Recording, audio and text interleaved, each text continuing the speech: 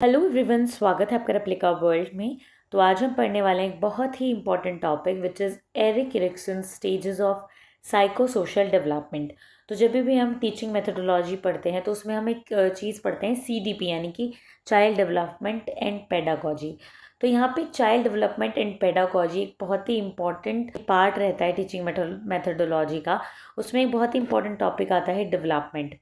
तो डेवलपमेंट की बहुत सारी थ्योरीज हैं जिसमें से एरिक एरिक्सन की जो साइको सोशल डेवलपमेंट की थ्योरी है वो बहुत ज़्यादा इंपॉर्टेंट है। उससे क्वेश्चंस आपको काफ़ी टीचिंग एग्जाम्स में प्लस सीटेट वगैरह में या और टेट एग्जाम्स में भी देखने को मिलते हैं। तो चलिए सबसे पहले बात करते हैं कि इस थ्योरी में क्या था और कितनी डिफरेंट स्टेजेस थी।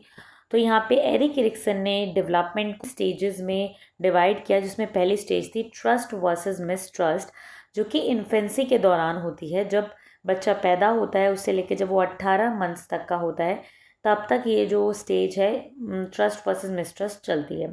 सेकेंड स्टेज थी autonomy versus shame and doubt. ये अर्ली चाइल्डहुड की स्टेज है और ये 2 से 3 साल का जब बच्चा होता है तब ये स्टेज होती है।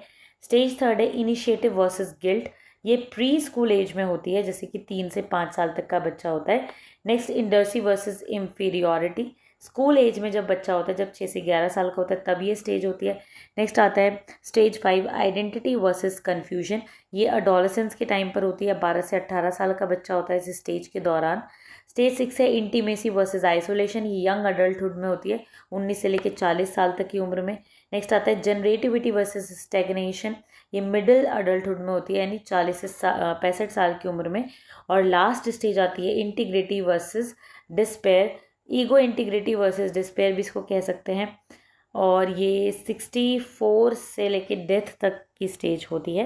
तो एक एक करके इन स्टेजेस को हम समझेंगे, इनमें क्या क्या होता है। सबसे पहला है stage number 1 trust versus mistrust. तो जब बच्चा इन्फेंट होता है, जब जन्म लेता है, उससे जब 18 मंथ्स तक का होता है तब ये पहली स्टेज में वो जो बच्चा होता है वो होता है।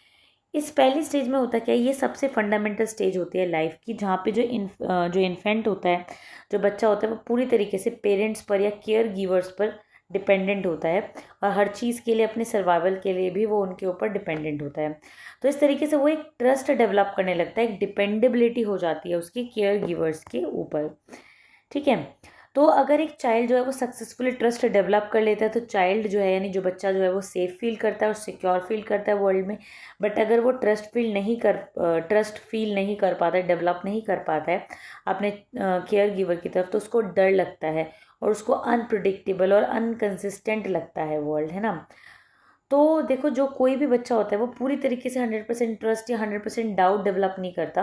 ठीक है। बच्चों को कुछ केसेस में ट्रस्ट होता है, अपने माँ बाप पे ट्रस्ट होता है, बट और लोगों पे ट्रस्ट नहीं होता, इसलिए वो दूसरे लोगों के पास नहीं जाते। आपने देखा होगा छोटे बच्चे एकदम से किसी से फ्रेंडली नहीं होते, दूसरे अगर उनको ज़बरदस्ती अपनी गोद में ले भी लेते तो वो रोने लग जाते, क्योंकि उनको उन पर ट्रस्ट नहीं है। ठीक है। तो कुछ लोगों पे वो ट्रस्ट करते हैं, कुछ पे नहीं करते हैं, तो इस तरीके से एक बैलेंस बना रहता है। नेक्स्ट जो स्टेज आती है वो आती है autonomy versus shame and doubt. ठीक है। तो ये जो सेकंड स्टेज होते हैं, जहाँ पे बच्चा 2 से 3 साल का होता है, इसमें क्या होता है कि जो बच्चा होता है वो एक पर्सनल कंट्रोल का सेंस उसमें डेवलप होना शुरू होता है। और इस डेवलपमेंट के पॉइंट पर the children are just starting to gain an little independence. बच्चा थोड़ा सा इंडिपेंडेंट होने लग जाता है, अपने कुछ काम खुद करने लग जाता है, बेसिक फंक्शंस अपने खुद करने लगता है, थोड़े बहुत अपने सिंपल डिसीजंस भी लेने लग जाता है। ठीक है। जो पेरेंट्स और केयर गिवर्स होते हैं वो भी उसको अलाउ करते हैं कि तुम अपना थोड़ा सा चॉइस कर सकते हो अपने अकॉर्डिंग, ज़्यादा नहीं बट थोड़ी। इस टाइम पे बच्चे की पॉटी ट्रेनिंग भी होती है, जो कि बहुत इंपॉर्टेंट होती है, और उससे भी सेंस ऑफ ऑटोनॉमी आती है बच्चे के अंदर कि वो अपने आप खुद वॉशरूम में जाके पॉटी कर सकता है ना।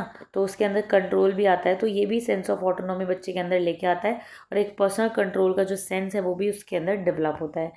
ठीक है। इसके बाद फिर एरिक एरिक्सन ने कहा कि अपनी बॉडी को कंट्रोल करना एक बहुत ही इम्पॉर्टेंट एस्पेक्ट है, इससे सेंस ऑफ इंडिपेंडेंस जो है लगती है। इसके अलावा बाकी और भी बच्चा कंट्रोल गेन करता है, जैसे उसके जो खिलौने हैं, कौन सा खिलौना लेना है, कौन सा खाना खाना है, कौन से कपड़े उसको सेलेक्ट करने हैं, उन सब पे भी वो अपने आप के जो डिसीजन है वो बताने लग जाता है। तो इस तरीके से होता है। अगर इस स्टेज के दौरान सक्सेसफुल होता है वो पर्सन, बच्चा सक्सेसफुल होता है, तो उसको एक आज़ादी की फीलिंग होती है। बट अगर वो फेल हो जाता है तो उसको शेम एंड डाउट होता है, इसलिए उसको बोलते हैं इस स्टेज को autonomy versus shame and doubt. Next आता है इनिशिएटिव वर्सेस गिल्ट।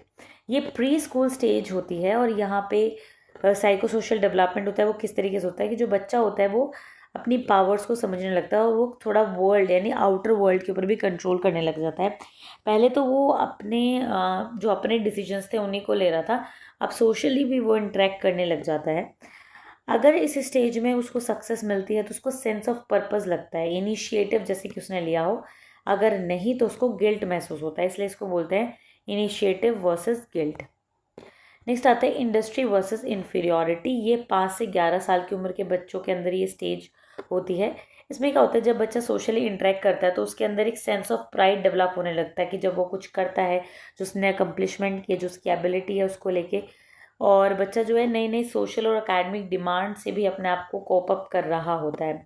बच्चों को अगर इनक्रेज किया जाता है, पेरेंट्स उनको कमांड करते हैं, टीचर्स कमांड करते हैं, तो उनको कॉम्पिटेंट फील होता है, उनको अपनी स्किल्स में बिलीव होता है। ठीक है, अगर उसको कोई भी इनक्रेजमेंट नहीं मिलता है और सब लोग भी उस पर डाउट करते हैं तो फिर उसको बहुत ही बुरा महसूस होता है, इसलिए ऐसा बोलते हैं कि वो इन्फीरियर महसूस करने लग जाता है। नेक्स्ट आता है आइडेंटिटी वर्सेस कन्फ्यूजन। ये जो स्टेज होती है ये अडोलेसेंस के टाइम आती है, जब भी कोई बच्चा टीनेज में होता है, किशोर अवस्था में होता है। तो इसके अंदर एक स्टेज के अंदर एक सेंस ऑफ पर्सनल आइडेंटिटी बच्चों का डेवलप हो जाता है, जिसमें कि वो आसपास के लोगों से उसका बिहेवियर भी इन्फ्लुएंस होता है, खासकर दोस्तों से। और फिर वो जिस तरीके का बिहेवियर जो भी इन्फ्लुएंस में आके करता है वो रेस्ट ऑफ द लाइफ भी उसके साथ रहता है कहीं ना कहीं। ठीक है, अब जो टीन्स होते हैं वो एक सेंस ऑफ सेल्फ और पर्सनल आइडेंटिटी को यहाँ पे डेवलप कर लेते हैं और वो अपने आप के साथ ट्रू रहना चाहते हैं। और अगर वो इसमें सक्सेसफुल होते हैं तो उनको आइडेंटिटी अपना पता चलता है, नहीं तो उनको रोल का कन्फ्यूजन होता है कि वो बच्चे हैं या वो बड़े हैं। ठीक है, इस तरीके से। नेक्स्ट आता है इंटीमेसीज वर्सेस आइसोलेशन।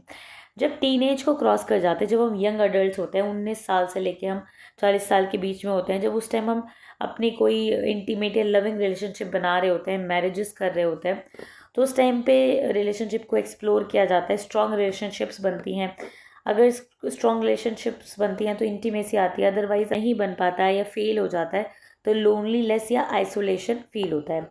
नेक्स्ट आता है जनरेटिविटी वर्सेस स्टैग्नेशन।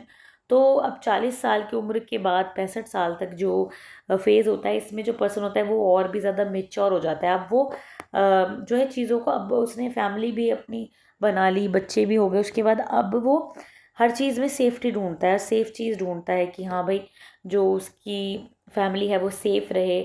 इसके अलावा वो एक्टिव रहता है अपने होम में भी, कम्युनिटी में भी, सोशली भी ज़्यादा से ज़्यादा प्रोडक्टिव होने की कोशिश करता है, ज़्यादा से ज़्यादा पैसा कमाने की कोशिश करता है, सोशल अपनी अच्छी आइडेंटिटी बनाने की कोशिश करता है। अगर वो इस चीज़ में सक्सेसफुल हो जाता है तो उसको बहुत जनरेटिव फील होता है, बहुत प्रोग्रेसिव फील होता है, नहीं तो उसको ऐसा लगता है कि उसकी ज़िंदगी अनप्रोडक्टिव हो गई है, वहीं रुक गई है। ठीक है, नेक्स्ट और लास्ट आता है इंटीग्रेटिव वर्सेस डिस्पेयर। तो इंटीग्रेटिव वर्सेस डिस्पेयर में क्या है, ये फाइनल स्टेज होते हैं 65 साल से लेके जब तक वो इंसान जीता है। तो फिर इस स्टेज में इंसान ना अपनी लाइफ में पीछे की तरफ देखता है कि उसने ज़िंदगी में क्या किया, क्या कमाया, वो कितना खुश रहा, कितना दुखी रहा।